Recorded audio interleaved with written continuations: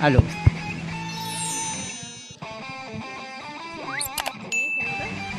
aló.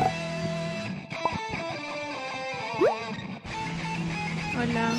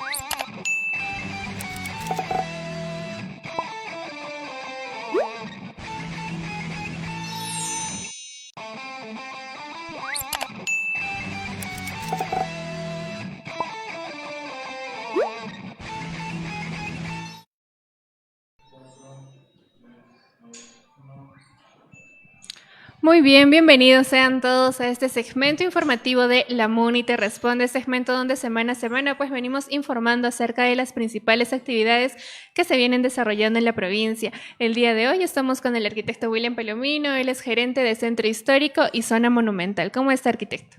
Muy buenas tardes ¿Cómo está, a arquitecto? todos los que nos ven por este medio a través de Internet. Muy bien, arquitecto. Vamos a empezar con la primera pregunta, ¿no? ¿Cuál es el trabajo en sí del que se encarga la gerencia de Centro Histórico y Zona Monumental? Bueno, la gerencia del Centro Histórico y Zona Monumental tienen como encomienda controlar, supervisar, conservar, preservar y estudiar el patrimonio histórico de la nación, declarado también Patrimonio Cultural de la Humanidad. Esas son sus funciones, o sea, lo que quiere decir es que nosotros nos compete ver el tema de las estructuras, tanto urbanas como de las construcciones históricas, o sea, el patrimonio inmueble, vinculado indudablemente a las actividades y a los usos que tienen que ver con la dinámica que le dan a este patrimonio. En ese sentido también está la parte del patrimonio inmaterial. Por eso es que las procesiones, los eventos de carácter cultural que se dan dentro de este escenario declarado patrimonio, de alguna manera influyen de manera directa o indirecta sobre la conservación del patrimonio, pero a la vez también preservan la parte del patrimonio inmaterial, que es parte constitutiva de lo que significa el bien cultural de la UNESCO, que está denominado como centro histórico. Muy bien, gracias, arquitecto. Y hasta la fecha, ¿no? En todo este año de gestión, porque ya vamos a culminar este año 2019, ¿cuál es el trabajo más relevante que se ha venido realizando en la gerencia de Centro Histórico? Bueno, nosotros nos hemos abocado en 5 temas que estaban ya definidos desde cuando la gerencia del Centro Histórico fue creada sobre el año 2014, que son, en primer lugar, la formación de saberes tradicionales, como viene a ser nuestra escuela taller. Ese es uno de los primeros temas. Aquí nosotros lo que queremos abordar es el aspecto de la inmaterialidad con la cual se hacen los edificios históricos. Entonces, desde cuando se funda la ciudad de Arequipa, se reconocen históricamente a los albañiles, a los canteros, carpinteros, a los herreros, a los pintores y a los jardineros. La escuela taller ha abordado la investigación para incorporar dentro de la dinámica económica y a la vez también preservar las formas tradicionales de construir los edificios o de restaurarlos, a la albañilería, a la cantería histórica, a la herrería y a la carpintería. Y le ha incorporado el tema de la jardinería. El segundo tema que nosotros nos compete es la investigación y el estudio de los valores patrimoniales.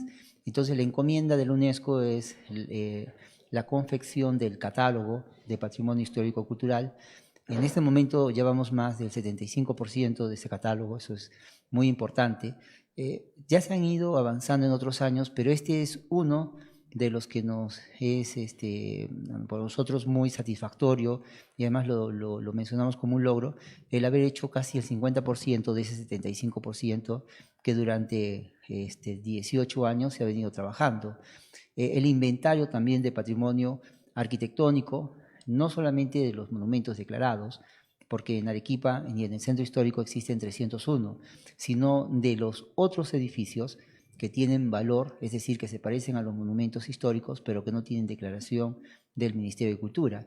Nosotros hemos identificado alrededor de casi 2.400 edificios más. En total, en el centro histórico, si tuviéramos en este momento una fotografía, la declaración expresa de todos los edificios y una especie de fotografía, tendríamos 2.700 edificaciones de valor histórico. Otro de los aspectos que también aborda la gerencia es el desarrollo de proyectos que tienen que ver con el espacio público, o sea, el vinculado a lo que el Ministerio de Cultura denomina ambiente urbano monumental, que se encuentra dentro de la ley, y que de alguna forma le da dinámica al centro de la ciudad. Entonces, las plazas, las calles son ese tipo de espacios o de escenarios, ¿no? Y, por ejemplo, un lugar que nosotros queremos este año darle énfasis es a la avenida La Marina, algunos ejes viales que faltan completar para que se complete también la idea que se envió al UNESCO sobre lo que significa la estructura urbana de la ciudad. El cuarto tema y aspecto tiene que ver con la gestión y las normas que de alguna manera velan sobre el desarrollo de la ciudad. Entonces son las ordenanzas. Estamos trabajando sobre la ordenanza del patrimonio inmaterial en relación al espacio público, la quinta fachada, que son la ordenanza de los techos, la ordenanza de la comisión técnica. Y por último está el control urbano, que de alguna manera lo venimos haciendo con las gerencias que tienen la función específica de acompañamiento, porque hay aspectos técnicos que nosotros le transmitimos para el fiscalizador para que pueda, en el peor de los casos, aplicar una sanción o multa. Muy bien, gracias, arquitecto. Y ahora también, ¿no? Se han venido realizando bastantes trabajos durante todo este año por parte de la gerencia del Centro Histórico. ¿Cuál es tal vez el logro más grande que se ha obtenido por parte de la gerencia? ¿Qué es lo que se ha logrado hasta el momento? Nos hemos abocado en este primer año a ver 3 temas que son fundamentales. El primero es el desarrollo de las propuestas de intervención en el centro histórico y específicamente de los espacios públicos. En esta propuesta nosotros estamos planteando un concepto que no es novedoso en el mundo, pero que creo que podría ser eficiente y eficaz, que es la acupuntura urbana, es decir, la intervención en elementos, en espacios públicos no muy grandes, pero que su impacto sea de manera relevante. Por ejemplo, en la calle Mercaderes existen estos personajes que son los cómicos y artistas ambulantes. Bueno, no solamente en la calle Mercaderes, de hecho que cabe hacer esta aclaración. Entonces, quiere decir que hace falta un escenario. Entonces estamos trabajando, por ejemplo, un proyecto que le llamamos la Alameda Paucarpata, que estaría en la Avenida Goyeneche y la Avenida Independencia. Este proyecto ya está en el Ministerio de Cultura para ser aprobado.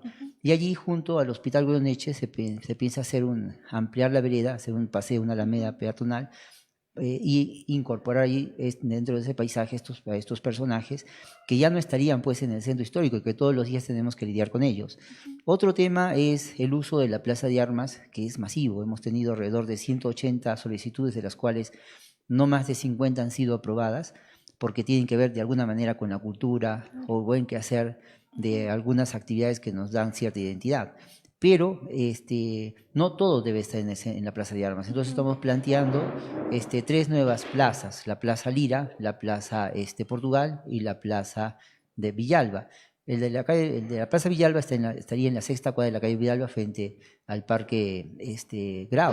El de la Plaza Portugal en la última cuadra de la calle Peral, cruzando la Torrente de San Lázaro, y el de la Plaza Lira en ese triángulo que queda al final de Alto de la Luna y comenzando la calle Víctor Lira. Y otro de los aspectos es la difusión del patrimonio histórico. Allí hemos logrado incorporarnos de manera interinstitucional con el Ministerio de Cultura, con ICOMOS, y venimos desarrollando una actividad que se hace todas las semanas, del colocado de los escudos azules y los códigos QR. El escudo azul, para que sepan las personas, que allí ese monumento tiene valor mundial, no solamente nacional. En segundo lugar, el código QR, para que cada ciudadano de manera libre pueda recomponer la historia antigua sin necesidad de tener una persona que lo acompañe. Y finalmente, pues, el hecho de leer a los poetas, con lo cual nos hemos asociado con la Biblioteca Municipal. Muy bien, gracias, arquitecto. Ahora también hay una duda, ¿no?, por parte de los seguidores. Estábamos leyendo, ¿qué se está haciendo por el mantenimiento del centro histórico hasta el momento? Este es un tema que yo creo que pasa por el último año de la gestión pasada. Aparentemente, el control de las intervenciones en el centro de la ciudad pareciera que se hubieran no hecho de la manera correcta. Hemos comenzado con un aspecto de nuestra ordenanza, que es la contaminación visual, que, ojo, es así denominada por la Carta de Machu Picchu, y que tiene que ver con la publicidad. Si esta no está reglamentada, debe de ser retirada. ¿Y esto por qué? Y creo que merece explicarlo. La UNESCO nos ha encomendado conservar la originalidad y la autenticidad. La originalidad la da la fecha en la que fue hecho el edificio, y la autenticidad los materiales y las características estéticas del edificio. Entonces, si la fachada mide 10 metros por 10 metros, quiere decir que 100 metros cuadrados viene a ser la integridad del valor del edificio. Si a ello le colocamos un elemento publicitario de 1 metro por 1 metro, quiere decir que le estamos restando casi el 1% del valor de autenticidad. Ya sea aprobada o desaprobada, ya significa la disminución del valor de autenticidad. O sea, no es porque sea bonito el letrero que le damos más valor a la fachada, sino que le disminuimos el valor de la fachada. Entonces, si eso viene que no se tenga autorización y que los elementos sean pues invasivos, paneles que cubren la fachada, banner, indudablemente pues que eso atenta contra el valor de la autenticidad, y entonces hemos comenzado por ello. En segundo lugar, también estamos abordando el tema de las construcciones que se han hecho sin licencia de obra.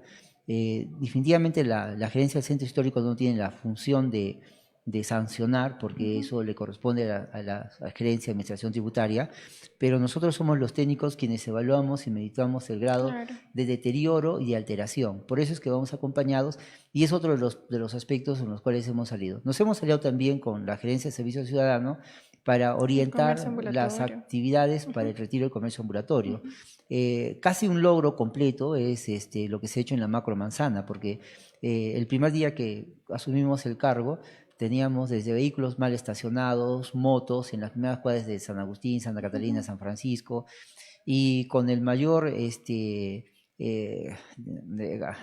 con la mayor absoluta indiferencia por las normas, las personas aludían de que pues Era un espacio era un libre, espacio público y que tenían lo todo el podían derecho. tomar. Ujú. Entonces, la aplicación de las normas y ahí de la sugerencia de transporte fue vital, y el día de hoy ya no tenemos esos escenarios que alteran la fisonomía de esta parte de la ciudad.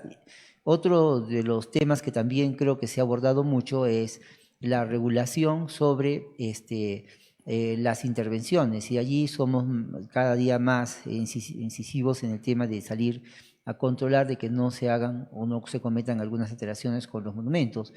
La Fiscalía de Prevención del Delito nos ha acompañado en más de 10 operativos y ha levantado actas que de seguro derivarán en procesos no solamente sancionadores, sino en algunos hasta denuncias penales como las que ya se están dando de algunos vecinos que probablemente por descuido y otros de manera muy intencionada han ido alterando el patrimonio histórico. Y finalmente, ¿por qué decimos de que el año pasado había cierto descuido? Porque cuando nos hemos acercado a ver las infracciones, la mayoría de los documentos fechaba 2017. Quiere decir que en 2018 no hubo control urbano. Entonces aludían de que nadie les había indicado, Claro. ni nadie les había acercado para indicarles que estaban cometiendo alguna infracción. Muy bien, gracias arquitecto por aclararnos esas dudas. Entonces ya saben, también los seguidores, si nos están viendo desde la transmisión en vivo, pues pueden enviar sus preguntas, cualquier duda, el arquitecto va a estar respondiéndolas sin ningún problema. Ya hemos finalizado esta primera parte de este segmento informativo, ya volvemos en la segunda parte. Por el momento vamos a ir a una pausa. Ahora puedes obtener tu licencia de funcionamiento de forma rápida y sencilla, acercándote a las oficinas de Tramifácil ubicadas en el Palacio Municipal, el Filtro 501. Ahorrarás tiempo con pocos requisitos y contarás con una atención personalizada. De esta manera trabajarás formalmente con tu licencia de funcionamiento, evitando sanciones, pudiendo acceder a créditos y brindando un servicio de calidad y garantía a tus clientes. Recuerda que ser formal es el mejor negocio.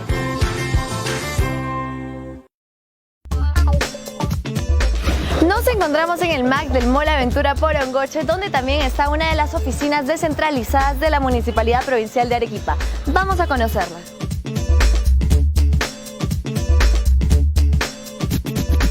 Aquí pueden realizar los siguientes pagos y trámites: el pago del impuesto vehicular, predial, alcabala, arbitrios municipales, todo lo que son las actas de defunción, de matrimonio, partida de nacimiento, pago a las papeletas de tránsito y todo lo que es orientación al cliente.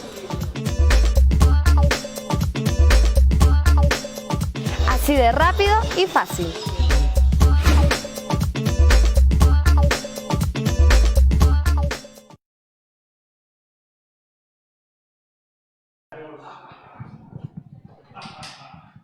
Muy bien, volvemos con esa segunda parte de este segmento informativo de La Muni Te Responde, nuevamente con el arquitecto William Palomino, gerente del Centro Histórico y Zona Monumental. Muy bien, vamos a responder las primeras preguntas que ya nos han dejado nuestros seguidores a través de esta transmisión en vivo. Nos dicen también qué actividades se pueden hacer en el Centro Histórico y cuáles no. Por citar, por ejemplo, ¿no? Ayer se colocó un árbol de Navidad colorido, por cierto, ¿y eso no desentona con la Plaza de Armas? Bueno, el día de ayer se dio la bienvenida a las festividades por Navidad, y de manera simbólica se elevó la palanca para el encendido del árbol. Este es un proceso que se ha ido incorporando en el tiempo, es una manifestación actual, no es histórica, no llevará más allá de unos 10 años, o quizás menos, pero ya ha sido asumida por la Municipalidad Provincial. Yo creo que todas las observaciones para mejorar esta fecha significativa que tiene que ver con algo que también nos debe de llevar a la reflexión, que es el hecho de ver a nuestro vecino, a nuestro hermano, y reflexionar sobre qué bien o mal hemos actuado durante el año. Creo que ese tiempo es propicio, y los símbolos, como siempre existen y estarán en el tiempo, es importante.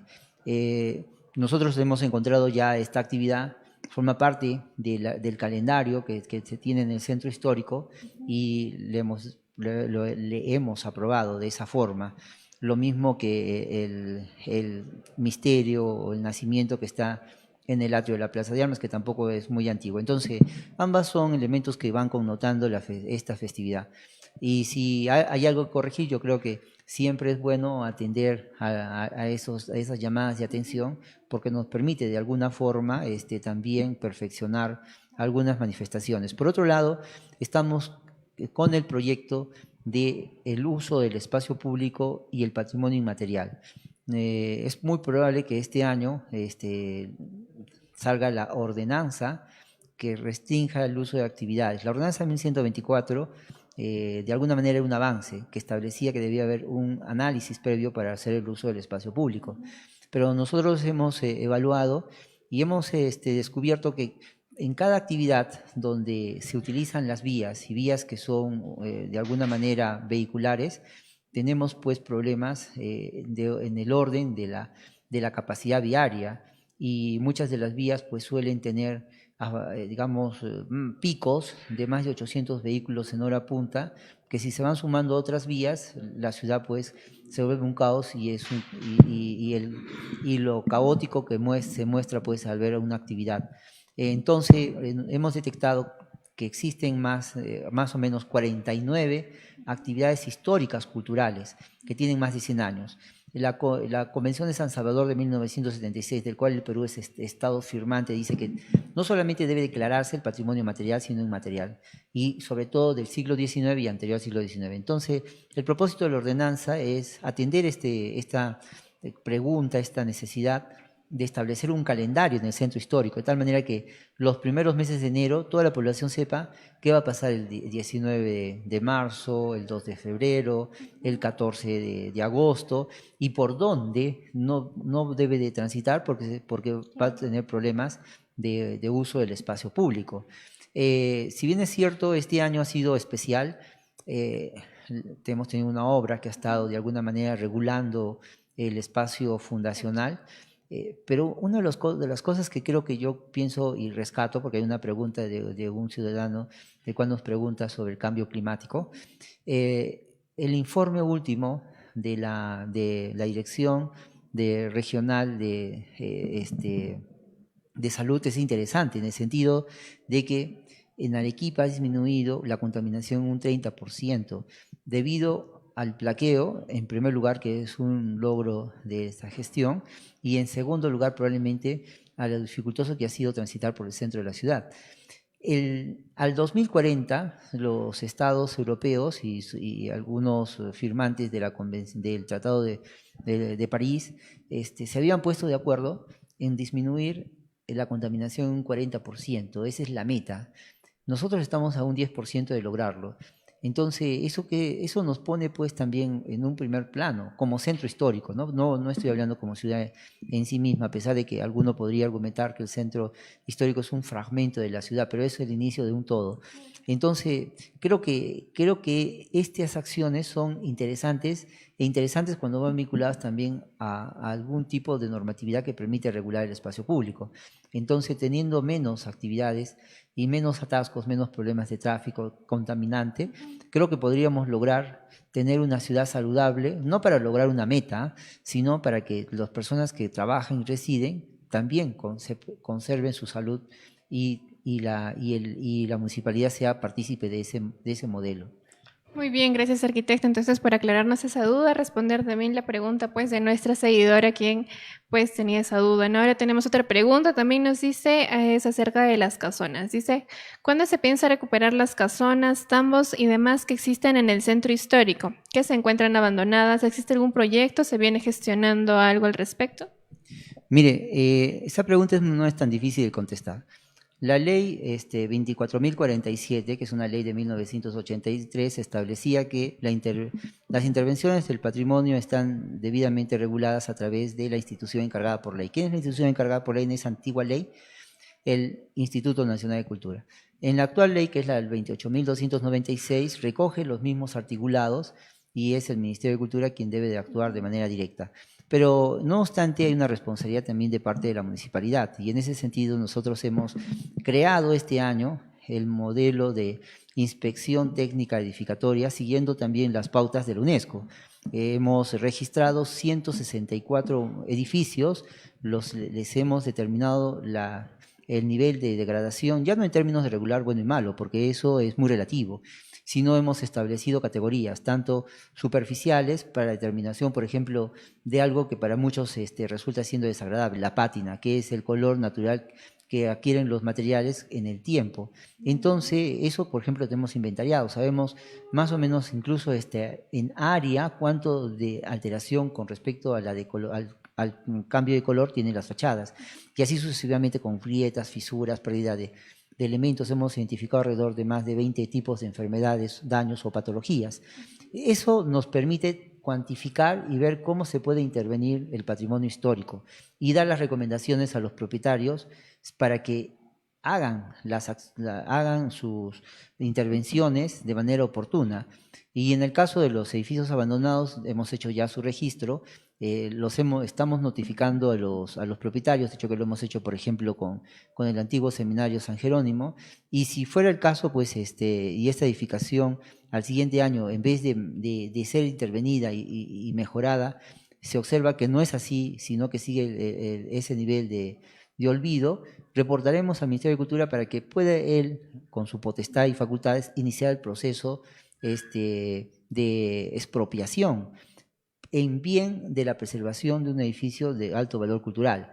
Para el caso de los tambos, indudablemente hemos avanzado con 3 tambos con la cooperación internacional, ya no tenemos esos fondos porque eso permitía intervenir en la propiedad privada. Los fondos estatales no se puede invertir dinero en bienes privados. Nos queda pues allí el tambo de Ruelas, que es uno de los edificios que ha quedado olvidado. Si me permite usted, debo de hacer también un reconocimiento póstumo al señor René Leiva, quien fue uno de los propietarios y de alguna manera es un luchador del patrimonio histórico. Lamentablemente nunca logró pues estos objetivos de recuperar ese hermoso tambo, pero que indudablemente es privado. Y al ser privado no hay manera de hacer intervención, salvo que se puedan haber mecanismos de concesión a largo plazo donde el Estado interviene, pero tiene posesión hasta que se establezca más o menos un poco la reversión de los gastos sobre la misma edificación. Muy bien, gracias, arquitecto. Entonces vamos a ir con otra preguntita también. Esta vez es de Cristian. Nos dice, ¿cómo queda la situación de Carmen Alto, el templo que la UNESCO quiere que se destruya y quiénes son los involucrados en el tema? Bueno, yo allí quiero volver a hacer la misma aclaración que hice algunos días en el tema que el templo de Carmen Alto ya tiene un proceso que ha seguido para lograr su licencia de obra. La UNESCO no dice específicamente que lamenta la construcción de este templo, sino dicen de manera genérica, lamenta las construcciones hechas en la zona de Carmen Alto, Tograhuasi y Larilar. O sea, se refiere no solamente probablemente a esta edificación, sino a las que no tienen licencia de construcción. Pero indudablemente, pues, aquí tenemos que tomar conciencia de algo que es más valioso, que es el hecho de que nos hemos descuidado con la protección de la campiña. Gran parte de esta campiña histórica ahora son urbanizaciones, por ejemplo, Piedra Santa 1, 2, o la Merced de Chayapampa, o toda la zona de la avenida Dolores, o la calle Colón en Paucarpata, se han hecho sobre campiña. Hay una especie de doble discurso que yo me permito hacer como reflexión, o sea, es decir, si todos debemos de cuidar la campiña, y una manera de cuidar la campiña es respetando el plan director, es decir, la ciudad está modelada para saber a dónde debe de crecer y cómo debe de crecer. Entonces, si vamos transgrediendo ese modelo y por nuestros propios intereses o porque de alguna manera nos conviene estar en algún u otro lugar, entonces sencillamente lo único que hacemos es ser inconsecuentes con algo que en realidad nosotros mismos podemos resolverlo. Y allí la respuesta a una ciudad que no debe ser horizontal, o sea, me refiero a que crezca de manera extendida como una gran sábana, es más bien propiciar una ciudad vertical de grandes edificios. Hay zonas que ya están consolidadas, por ejemplo, Humacoyo.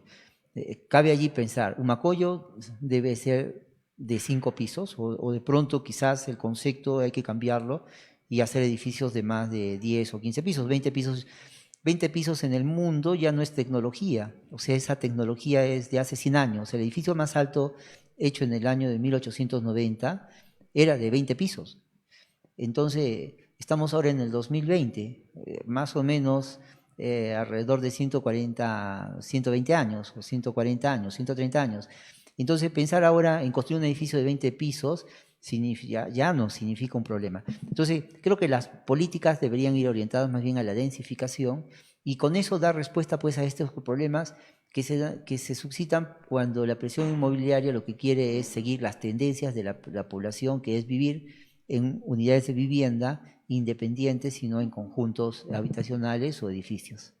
Muy bien, gracias arquitecto también por responder esa pregunta. Entonces, tenemos otra que tal vez ya la respondí hace un momento, ¿no? Es acerca de si se tiene algún plan para el tambo Ruelas o otros tambos, tal vez. El tambo Ruelas creo que es un edificio excepcional porque la palabra tampu en quechua significa el lugar de cobijo dentro del sistema de caminos antiguos. Aproximadamente cada 20 kilómetros existía un tambo. Lo que dice Carlos Williams, por ejemplo, en su libro Arquitectura Peruana. Entonces, recorrer el Tahuantinsuyo era una tarea que tenía pues lugares de cobijo. Entonces el tambo podía ser una gran habitación, el tambo podía ser un pequeño poblado, el tambo podía ser una mesón o poblado o recinto más mayor, ¿no? O sea, el tambo al final era un lugar de cobijo, pero que no necesariamente tenía la forma de un gran patio y alrededor habitaciones. Más bien eso se parece más a la caravansera del Medio Oriente, al lugar donde iban los beduinos. Entonces, cuando los españoles llegan, utilizan la concepción del tampu y le incorporan también el concepto del gran patio que se encuentra también en los caminos de la Ruta de la Seda, ¿no?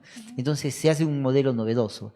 Entonces, el tambo es casi, por decirlo, la expresión más auténtica del mestizaje conceptual y cultural. Y el tambo de Ruelas es el que mejor expresa esta digamos, expresión, porque tiene un gran patio y alrededor las edificaciones. Entonces, eso lo hace excepcional. Es muy lamentable que el día de hoy la intervención pública no se pueda dar en un espacio como este, pero yo creo que con el concurso de todos, y allí de hecho que la gerencia del centro histórico debe estar obligadamente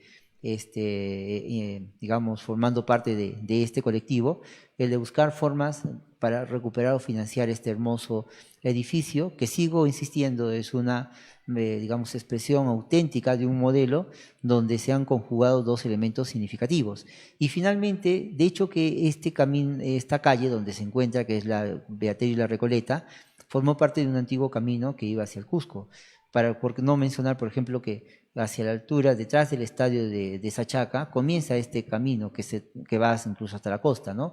Y ahí lleva el nombre de calle Cusco, luego se convierte en la calle Los Arrayanes, en la calle Loreto, hace una bifurcación con el callejón Los Huesitos, luego vuelve a juntarse en Beaterio cambia el nombre de la Recoleta, Cortaderas, Magnopata, y termina siendo parte del camino detrás de los volcanes en la ruta hacia el Cusco. Entonces quiere decir que igualmente tiene otro valor también desde el concepto espacial, o sea, forma parte del espacio también, del ambiente urbano monumental que es estas calles como la Recoleta y Beaterio. Claro, muy bien, arquitecto. Entonces ya hemos llegado a la segunda parte de esta transmisión en vivo de La Muni Te Responde. Agradecemos al arquitecto por las preguntas que ha respondido. Vamos a ir a una pausa para volver a responder más preguntas ya en la tercera parte de este segmento informativo. Ahora puedes obtener tu licencia de funcionamiento de forma rápida y sencilla, acercándote a las oficinas de Tramifácil ubicadas en el Palacio Municipal, el Filtro 501. Ahorrarás tiempo con pocos requisitos y contarás con una atención personalizada. De esta manera trabajarás formalmente con tu licencia de funcionamiento, evitando sanciones, pudiendo acceder a créditos y brindando un servicio de calidad y garantía a tu cliente. Recuerda que ser formal es el mejor negocio.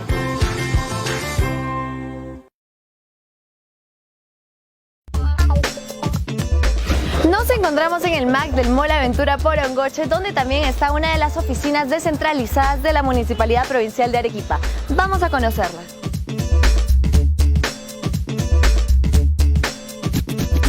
Aquí pueden realizar los siguientes pagos y trámites: el pago del impuesto vehicular, predial, alcabala, arbitrios municipales, todo lo que son las actas de defunción, de matrimonio, partida de nacimiento, pago a las papeletas de tránsito y todo lo que es orientación al cliente. Así de rápido y fácil.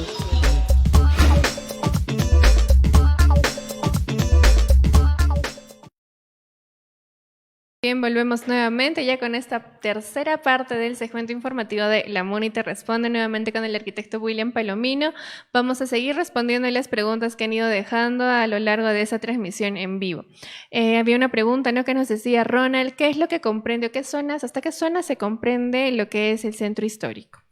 Bien, allí el centro histórico es el área fundacional de las 49 manzanas, que conforma, por ejemplo, el barrio de San Lázaro, luego hasta la altura de Calle Nueva, todo Calle Nueva hasta el Alto de la Luna. Alto de la Luna hace una especie de inflexión que va por la calle San Juan de Dios, luego cierra por la Merced, Consuelo y la Avenida La Marina.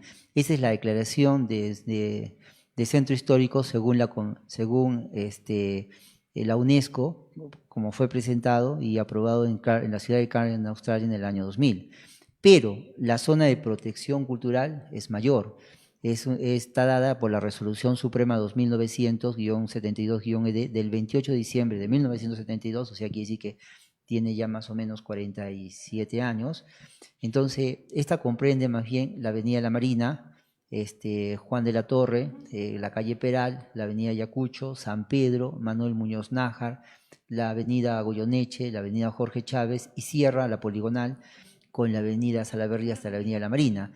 Esta es la zona de protección donde es aplicable dos normas, tanto la ley 28.296, que es la ley de protección del patrimonio cultural, y las infracciones que están tipificadas o delitos que están tipificados en el Código Penal en sus articulados 226 al 231-32.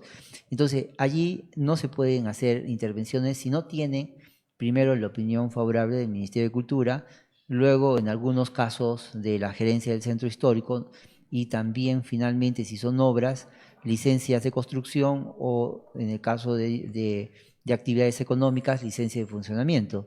Entonces, el área de protección absoluta. Después, esta área de protección tiene una zona de amortiguamiento, ¿no? En la actualidad, la ordenanza 115 del año 2001 establece que esa zona de amortiguamiento llega hasta el Callejón Toledo en Yanaguara, la avenida Enmel, luego el Callejón Lorito, hasta el Puente Fierro, y del Puente Fierro subiendo por la calle Tacna y Arica hasta la avenida Goyoneche. Esa es la área de amortiguamiento. El área de amortiguamiento es un área intermedia, no tiene todas las sanciones o no tiene toda la rigurosidad de la zona monumental, porque de alguna forma esa área está comprendida para que se den la mayor cantidad de actividades transformadoras del centro histórico sin tocar el centro histórico en sí mismo. Okay. Con la nueva ordenanza que estamos proponiendo del nuevo plan maestro del centro histórico, la zona de amortiguamiento más bien la estamos ampliando en relación a la ordenanza municipal 739, que es el ámbito de la cuenca urbana de Río Chili, que va desde el puente San Isidro hasta la altura del sitio arqueológico de Chilina 1, que es el comienzo del Parque de las Rocas, incluyendo parte de la zona agrícola de Tograhuasi, hacia el lado de Caima, todo el pueblo toda la plaza y pueblo tradicional de Caima, y la zona de Yanaguara, que es zona monumental también. Entonces, vendría a ser el nuevo ámbito.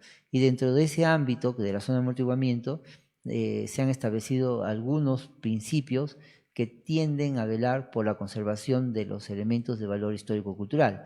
Ojo, Tograhuasi no hace mucho ha sido declarado por el Ministerio de Cultura como patrimonio arqueológico, es decir, desde la calle Ramón Castilla hasta la parte alta de la Conomilla, esa zona agrícola, el día de hoy es un sitio arqueológico. y así está denominado por el Ministerio de Cultura. ¿Y por qué de esa connotación? Porque Tobrahuasi forma parte del proceso de expansión y de transformación del suelo árido a rural en la fase del horizonte tardío, es decir, cuando los incas estuvieron ya asentados sobre la cuenca del río Chile. Muy bien, gracias arquitecto. Entonces esperemos ya hayamos podido pues no responder la duda del seguidor Ronald, quien nos preguntaba acerca de cuál es el perímetro del centro histórico. Vamos con la siguiente pregunta, esta vez es de Lucía, y nos dice cómo quedó el tema del domo verde. Es decir, a uno lo sacan y aparte quedó un mal aspecto. Consultar si se va a cambiar la denominación del nombre también. Bueno, el Palacio Municipal de Bellas Artes es el nombre, Mario Vargas Llosa es el nombre que tiene este espacio, y la población denomina de manera familiar o coloquial a esta estructura en forma de una burbuja o una semiesfera o cúpula como el famoso Domo Verde. Bien, el Domo Verde está en un proceso que debe de culminar con un concurso público para poder resolver uno de los aspectos que el Ministerio de Cultura ha solicitado, que es que antes de ser desmontado esta estructura debe haber un proyecto sustitutorio, es decir, una propuesta que permita luego cambiar este techo por otro techo. Estamos justamente en esa fase, esperamos de que el día jueves tengamos ya resultados finales para poder lanzar casi después de un año este concurso. Hemos tenido muchas dificultades porque el Ministerio de Economía y Finanzas ya no tiene previsto el tema de los concursos arquitectónicos, o sea, decir, ya no existen los premios, es absolutamente limitado, nos hicieron las consultas correspondientes y nos dijeron que esto ya no era posible. Por consiguiente, esa idea primera de lanzar un gran concurso arquitectónico y luego se convierte en un expediente técnico ha sido replanteada, y el día de hoy estamos trabajando sobre el expediente técnico que involucraría la propuesta arquitectónica para que luego, a través de la resolución de un nuevo modelo de techo que sea aprobado por el Ministerio de Cultura, se dé cumplimiento pues a este requerimiento que el Ministerio de Cultura le hizo a la municipalidad y que en su momento se judicializó y terminó siendo favorable al Ministerio de Cultura. Entonces, en ese sentido, más bien yo pido que tengamos cierta paciencia porque queremos hacer las cosas bien para que no se vuelvan a repetir esos errores tan crasos e indeseables como la primera intervención que dio lugar pues a colocar un elemento de alteración del paisaje. Muy bien, gracias arquitecto por respondernos esa pregunta. Entonces, ahora tenemos también otra pregunta, esta vez es de Andrea y nos dice, bueno, y comenta, ¿no? De que es un abuso de que piden que en la puerta de 1 metro hacia adentro no se pueda poner publicidad. Bueno, la publicidad está reglamentada, está estipulada en la ordenanza 1124. Entonces, la publicidad que se puede colocar de manera fija debe hacerse en la pared exterior con letras recortadas, y en los lugares donde tiene un gran valor histórico no puede exceder de 0.90 metros cuadrados de superficie entre letras recortadas y espacios. En las zonas donde el valor histórico es menor, de 1.20 metros cuadrados de área de publicidad. Luego la publicidad que no pasa por un trámite, no tiene ningún costo, en esta misma ordenanza está establecida a 1 metro por dentro de la fachada, entendiendo que es más o menos el ancho que tiene un muro. Entonces, la preocupación mayor de los comerciantes o de las personas que tienen publicidad es que ellos indudablemente ya no miran el tema del patrimonio como un principio. Para ellos es importante su actividad económica y está muy bien que sea así porque de alguna forma es su derecho, ¿no? Pero indudablemente también el centro histórico también tiene algunos principios, ¿no? Y vuelvo a repetir, la Carta de Machu Picchu de 1985, la Carta de Quito también establece que los elementos que degradan o alteran la fisonomía de los ambientes urbanos y de las zonas patrimoniales es la publicidad excesiva y no controlada. En ese sentido, yo creo que el centro histórico es un lugar especial. Hay que tener en cuenta que el centro histórico equivale no más de casi la 15ª parte de toda la ciudad. O sea, es decir, es es un pequeño fragmento de toda la ciudad. Y creo que el gran problema es, y eso es una especie de mea culpa, es que no hemos sabido desarrollar entornos económicos donde las personas puedan desenvolverse también de esa misma manera. Y casi todo lo concentramos al centro histórico, y como los espacios y cada puerta tiene un costo elevadísimo, por ejemplo, hacia la calle San Francisco, los alquileres de las casonas superan los 14.000 soles. Entonces, imagínense un pedazo de metro cuadrado, probablemente llegue a costar entre 1.000 y 2.000 soles el alquiler. Entonces, ¿eso qué significa? Que ese metro cuadrado tiene que rentabilizar. Y para que una persona sea reconocida, lo que hace es colocar publicidad. Eso nos ha provocado ese hecho de no planificar la ciudad y no encontrar escenarios en los cuales las personas puedan tener alternativas de solución, ¿no? Pero lamentablemente la ordenanza en ese momento establece que la publicidad reglamentada debe de estar colocada en el frente de la fachada, y la que es dinámica y no necesita aprobación ni opinión favorable debe estar a 1,10 m hacia adentro. Muy bien, entonces ya hemos aclarado la duda de nuestra seguidora que nos decía pues de que es un abuso colocar publicidad 1 metro dentro, ¿no? Tenemos ahora también otra pregunta, esta vez es de Cristian, nos dice si se puede perder el patrimonio cultural de la humanidad por la edificación de predios y modificación de las casonas en el centro histórico. Mire, Arequipa es la tercera ciudad en el Perú declarada Patrimonio Mundial. Somos 24 regiones, de las cuales solo 3 por la UNESCO han sido reconocidas como testimonios de la historia del mundo, y son Cusco, Arequipa y Lima. Cusco del año 85, Lima del año 91, Arequipa desde el año 2000 y Rima, que forma parte de Lima, desde el 2015. Entonces, estas ciudades indudablemente tienen una dinámica especial, porque su costo de rentabilidad del suelo, debido a la presencia de turistas y a la presencia de actividades complementarias a las actividades culturales y patrimoniales, aumenta. Por ejemplo, en esta semana, conversando con unos inversionistas, el costo metro cuadrado próximo a la Plaza de Armas puede llegar hasta más de los $5.000. O sea, estamos hablando de más o menos unos 4.000 euros. Ese costo es como para comprarse una ciudad, perdón, como para comprarse un predio en Venecia, en París. O sea, a ese nivel ha llegado el costo del metro cuadrado en el centro histórico. Y hay viviendas o edificios históricos que los están vendiendo hasta en 10 millones de dólares.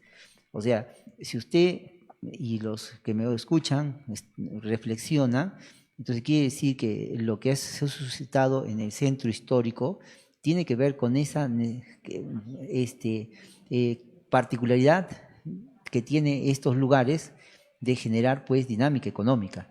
Entonces, las inversiones que se dan en el centro también tienen que ser reguladas, porque al final, miren, el costo de estos 10 millones de dólares de una casona no es porque sea el centro histórico, porque si no hubiera casona, si no hubiera la afluencia que tiene de personas y que gasta en promedio más allá de los $1.000, como lo he escuchado por algunos expertos, entonces no sería así, porque en el resto de la ciudad de Arequipa el mayor costo de metro cuadrado es de $2.000, y en lugares más alejados del contexto de la ciudad de Arequipa el costo de metro cuadrado de un terreno no supera los $200. O sea, quiere decir que estamos por debajo, y eso se debe al concepto de la declaración de patrimonio. Entonces es un compromiso importante de cuidar lo que en realidad hace que el centro histórico tenga ese valor. Entonces sería contraproducente de que a alguien se le ocurra alterar y demoler algo que le da pues beneficio. Muy bien, gracias arquitecto. Entonces vamos con las 3 siguientes preguntas que nos quedan para este tercer bloque ya de este segmento informativo de La Muni Te Responde.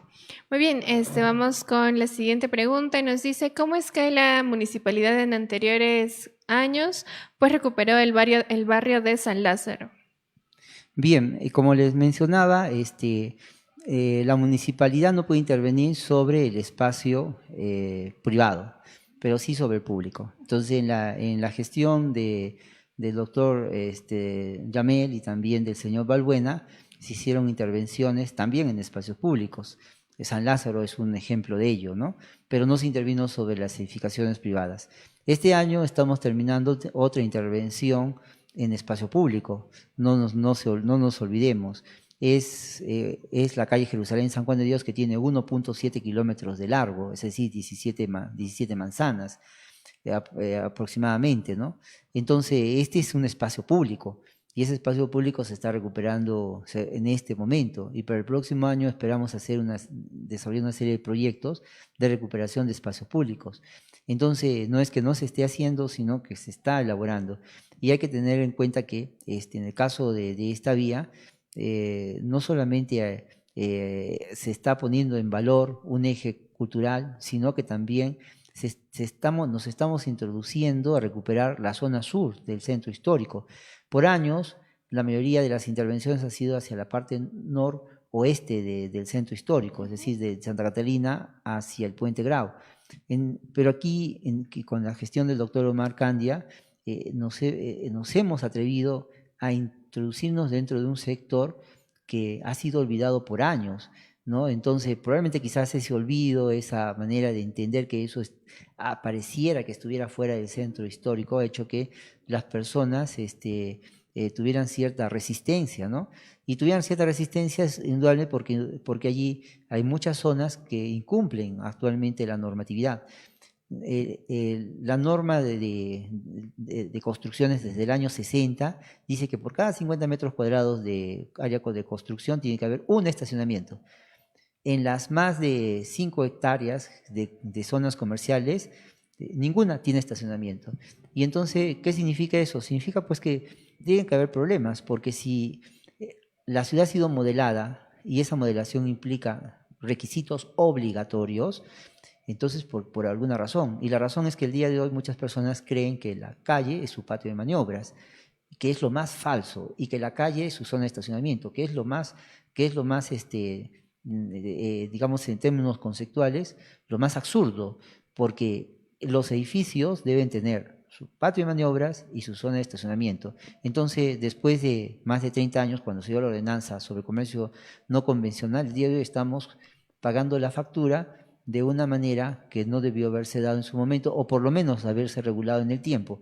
Entonces, nos hemos atrevido a introducirnos en uno de los sectores más complicados de la ciudad, y creo que a partir de allí se pueden lograr algunos proyectos significativos, que yo creo que en el tiempo las mismas personas van a sentirse más cómodas porque van a ver calles remodeladas, espacios públicos recuperados, porque no son ciudadanos de tercer orden, más bien son ciudadanos que merecen mejorar el espacio público. Muy bien, gracias, arquitecta. Entonces ya vamos con las dos últimas preguntas que tenemos el día de hoy. Otra vez desde Cristian nos dice si las ciclovías dejaron de ser una realidad. Hay topallantas destrozadas en la calle Santa Catalina, nos menciona. Bueno, es cierto lo que acaba de decir o escribir este vecino de la ciudad. Yo creo que el tema del transporte público que de alguna manera ha sido priorizado. Entonces se tuvo que desarmar la mitad del eje de la ciclovía. En el tiempo en que la ciclovía estaba desde la zona norte hasta la parte sur, es decir, desde Juan de la Torre hasta Salaberry, estuvo funcionando. Claro, el día de hoy está trunco porque le hemos dado prioridad al transporte público en función de la obra que se viene haciendo en Jerusalén San Juan de Dios. Pero es mucho más lamentable ver lo siguiente: yo soy chofer, o sea, soy conductor, no soy chofer, soy conductor, y yo he tenido que dar mi examen de conducir, y para hacer mi examen de conducir he tenido que leer las normas de tránsito, y a mí me ha costado sacar mi licencia de conducir. Entonces, cuando yo veo una persona que se para en una línea amarilla y deja su vehículo, o cuando yo veo una persona que leyendo una doble línea que dice que no se puede pasar, y lo hace, e incluso cuando yo veo una persona que se sube sobre las veredas, que además existe eso, y es una pena que no hagamos mucho como ciudadanos. Entonces, lo que yo entiendo es que hay algo que corregir en el sistema del control de las licencias de conducir, porque en definitiva esa persona que está transgrediendo las normas, ¿quién nos garantiza que no vaya a generar un accidente o propiciar una desgracia? O sea, sí son indicadores y la ciclovía, en mi concepto particular, es un indicador de lo que tenemos que cambiar como actitudes, más allá de lo que significa pues el hecho de la inversión. Porque, vuelvo a repetir, el centro histórico no es el único escenario de la ciudad. Que le tengamos mucha atención al centro histórico y que queramos que todo el mundo pase por el centro histórico y que incluso, miren, en la mañana escuchaba en una radio local decir que les parecía extraño que se ampliaran las veredas y se redujera la calle porque los vehículos eran prioridad. Bueno, si ese concepto ya no es el común. Y para comenzar, las veredas se han anchado y se han anchado de esa manera porque la fórmula es la siguiente, es muy sencilla. Por cada 60 centímetros pasa una persona. En una vereda de 1,20 m van a pasar 2 personas. Si en esa calle existen 3.000 personas en hora punta, entonces necesitamos 6 metros de sección de vereda para que las personas no hagan lo siguiente: bajen a la vía y se expongan a que alguien los atropelle. Entonces, la ciudad no está pensada para mantener conductas que deben de ser corregidas. Al contrario, la ciudad debe ser una respuesta a los problemas, y uno de los problemas es que el ciclista no tiene un espacio en el centro histórico. Aparte de que falta también bastante educación. Muy bien. Vamos con la última pregunta. Esta vez es acerca pues del nombre del Palacio Metropolitano de Bellas Artes. No es la misma seguidora que nos preguntó hace un momento. Ella nos dice de que en México pues se denomina Palacio Metropolitano de Bellas Artes a otro tipo de infraestructura. Bueno, cierto, los equipamientos, que quiere decir los edificios que prestan servicios complementarios a la ciudad, su nombre de alguna manera identifica qué es lo que hacen, ¿no?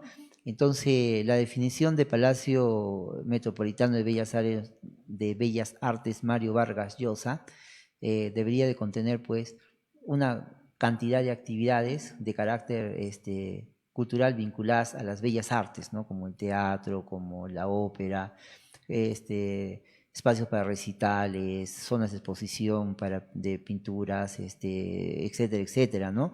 Entonces, claro, ese es el concepto que uno tiene cuando escucha una denominación de esta naturaleza. Yo creo que habría que pensarlo, la acogemos, recibimos esa sugerencia y la vamos a plantear para que se evalúe la definición de algunos espacios, ¿no? Por ejemplo, no solamente de sino de otros, que a veces es demasiado, digamos, demasiada expectativa, y cuando en realidad lo que es mínimo, ¿no? O sea, no tiene un concepto. Es como, y lo cuento como anécdota, cuando uno va a algún pueblo y va buscando la municipalidad, lo que espera encontrar es un edificio que destaque, ¿no? Y a veces se encuentra con un edificio muy sencillo, es más incluso hasta construido de una manera que rompe el contexto, no es tradicional, ¿no? Y al final, en vez de ser un edificio que destaque, que valore o que cuide la identidad local, es más bien un elemento ajeno, ¿no? Entonces, creo que el nombre del edificio tiene que ir en concordancia también con las particularidades y lo que oferta también la edificación. Claro. Muy bien, arquitecto. Ya ahora, como última pregunta, ¿no? También se vino realizando el concurso de fotografía desde hace un mes más o menos. Hoy día ha sido la premiación. Coméntenos acerca de eso, por favor. Bien, Asdeproar hace 14 años ha venido realizando un concurso en el cual ha propiciado la pintura sobre temas de la ciudad y del centro histórico.